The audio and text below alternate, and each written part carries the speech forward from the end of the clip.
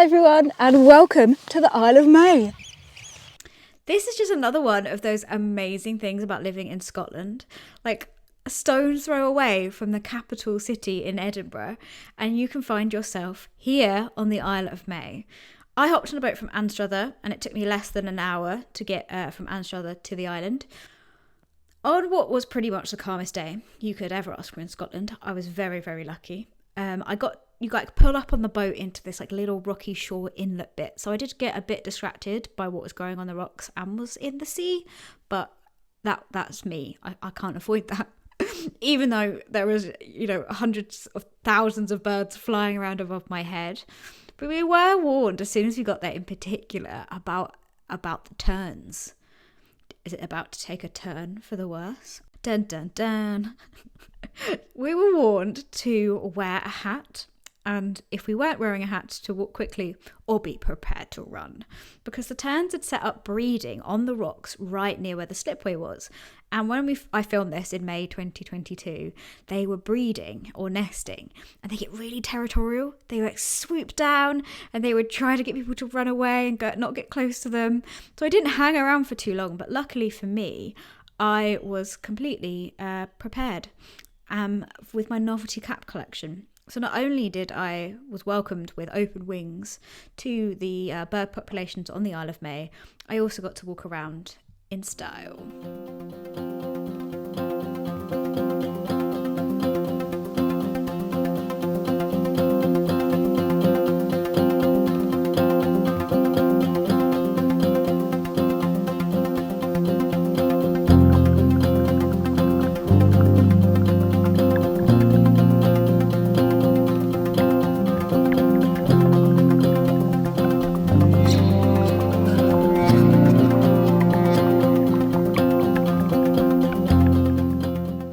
There's just so many birds and so much noise that is just unbelievably happy. I don't know, bird noise isn't something that sounds bad, it just sounds like joyous. Now, I will say that I probably know a bit about sea life that live in rock pools, but as it comes to vertebrates or things with feathers, not really knowing that very much, and also apparently quite unfit because this isn't that much of a hill.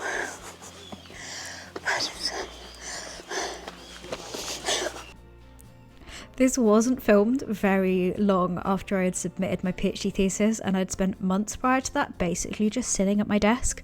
So this hill was a challenge in this scenario. What I meant to say, or wanted to say, was I don't really know that much about seabirds, so I'm using this as like an extra fascinating experience to learn how to ID them and also to learn more about them. And getting to learn about them has been super fun. This awesome looking bird, for example, is called an auk. Meat's back on the menu, boys. Whoops, no, it's spelled A-U-K, not the other type of auk. And it's known as a razorbill.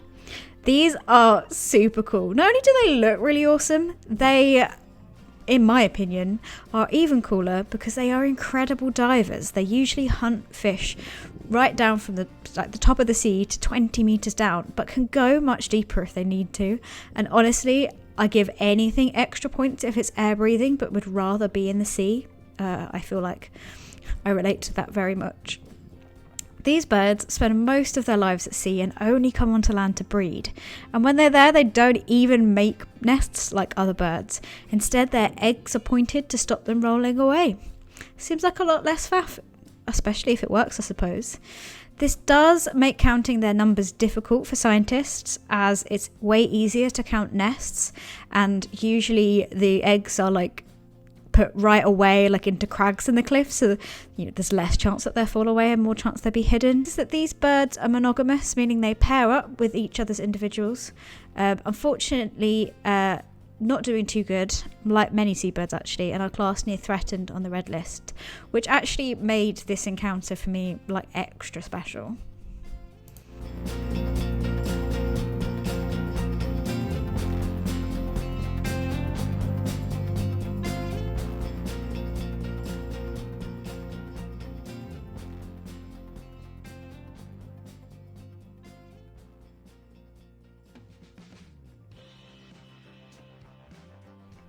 Next up, we have Kittiwakes. And when I was looking up information for this, the Wildlife Trust website said this is the most sea-loving gull. And I love that description. I love how they're like, I'm already a seagull, but I need everyone to know I am the most sea-loving gull.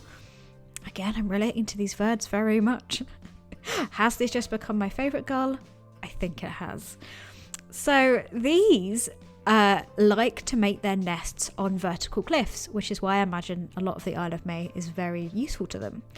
But they build their nests out of cool things, feathers and seaweeds. Now this makes a lot of sense because as I was going around the island, I kept seeing all these incredible birds flying over me with lots of seaweed in their beaks, and this was incredible to watch and just looked like really quite hard work because some of them had really big clumps of seaweed. But it was really cool to then realise that's what they're making their nests out of, which makes sense. If they're seabirds, they're using what's around them. But I didn't know that before, and I really, really liked them. So Kittiwake chicks are actually white, and all the other species of gulls usually have brown or mottled chicks to help them blend in, which makes sense. Other than the fact that the Kittiwake, being most sea-loving gull and likes to live on vertical cliffs, it's very hard for other things to get to Kittiwakes. So actually they're not so worried about the camouflage and needing to keep their young safe from any predators. They like to feed on fish, especially things like sand eels, shrimps and worms.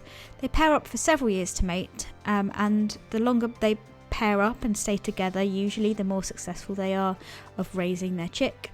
And being able to go and share the duties of going away to get food and bringing them back. Here is another species of orc. Was this the joke? Was this the joke? By the halflings. Sorry, I couldn't resist. I actually, on the day, thought it was the same as the razorbill before, but it's not. It's actually a guillemot. And I wish I'd known more about these birds before I went, because these birds are real cool. These birds don't mind some invasion to their personal space. Or, well, maybe they do, but they have no choice. They've just decided that's the way. They have clumped together on the cliffs, and their territory size is actually only the size of the extension of their beak and how much that would go around their body.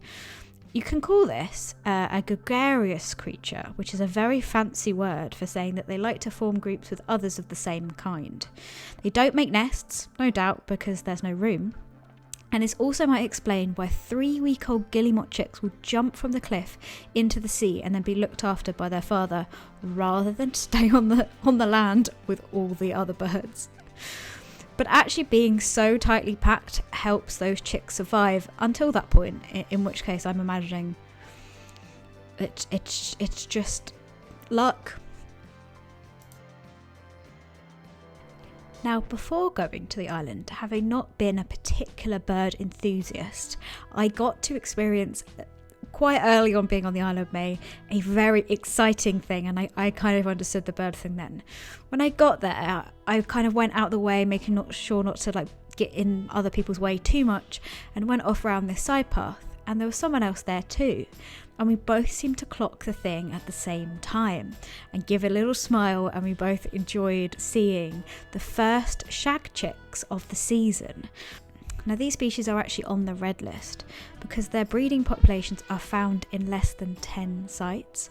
So it really was an incredibly special experience, and there was lots of excitement, and as soon as everybody else realised they were there, it was quite the flurry of people, so I felt quite privileged to have sat and watched them for 5 minutes in the calm. I also didn't know that there were 2 chicks until I watched the footage back, because they're so dark they kind of blended into each other. Now let's not beat about the bush, let's spy about the elephant in the room. The fact that this bird is called a shag. It is, of course, called a shag because it's another name for a tuft. They've got a very tufty bit on the front of their body, of course. So, obviously that's the reason they're called that. I don't know why else they'd be called that name at all. And this is another incredible diving bird that can go down to 45 meters.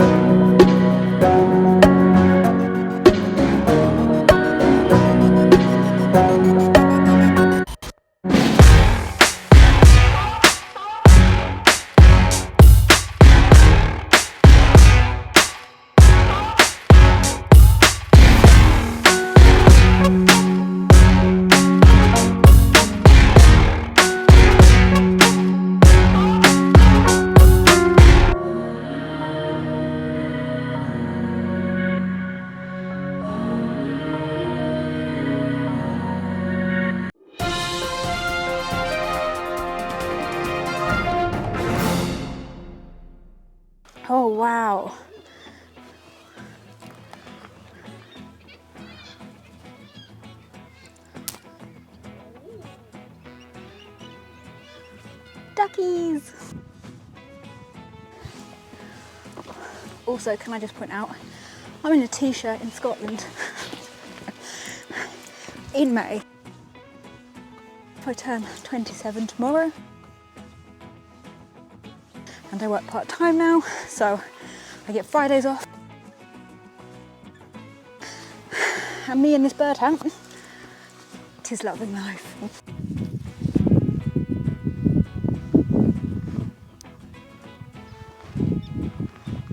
And now it's quiet.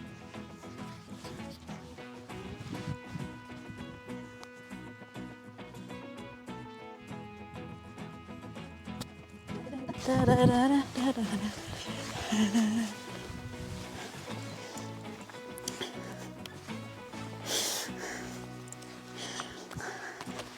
I always watch these videos on like how to be a YouTuber that films all these cinematic videos, and then when I do all the shots where you have to like set it up and look at you walking, and like everyone knows you run back to the camera, right?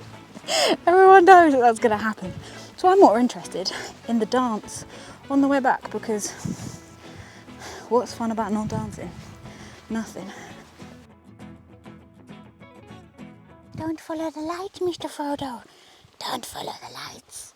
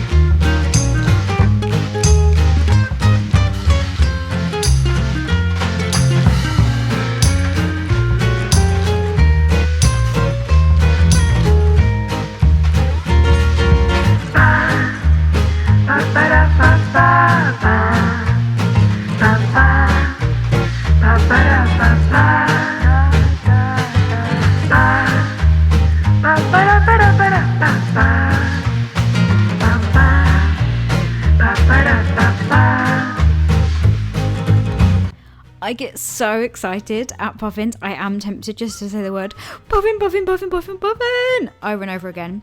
But since this is a science communication channel, I will resist and share with you some incredible facts about these birds. So no cliffside nests for these puffins. They form burrows. In fact, most of the puffins on this island were in burrows when I visited, so there wasn't that many around, but they were there on the island still. Adult puffins only lay about one egg per season, and they incubate that for 36 to 45 days. And get this, a baby puffin is called a puffling! Oh my goodness, a puffling. It's called a puffling. That's just so cool. And once they have fled the nest, they will then spend the next 2 to 3 years at sea and don't come back on land again until they themselves have their own little pufflings. I mean, that's both impressive and super cute.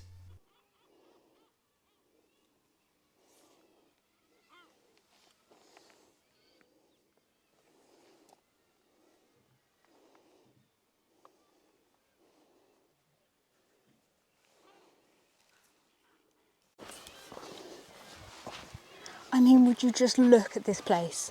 It's absolutely incredible. That, I think it's called Rona or something, not the coal one, another one.